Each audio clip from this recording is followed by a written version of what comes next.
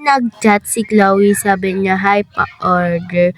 Tatanungin natin siya kung anong size at flavors. So, ayan, tinachat ko na. Sorry guys kung maingay. And, ayan, so, isend na lang sa kanya. So, ayan, sa size. Yan. Nababasa nyo naman anong size at flavor. Ayan yung pinili niya. Sa size ay large at sa flavor ay grape, sabi niya. So, sasabihin ko ay, sige, gagawin ko lang. Wait. So,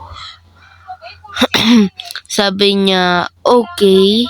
So, andito na tayo. Lalagay natin ulit ay yung name niya, yung Chloe.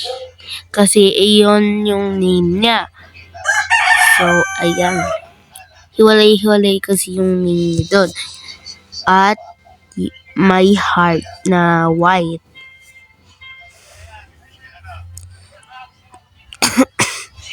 Tapos dyan naman sa kabila ay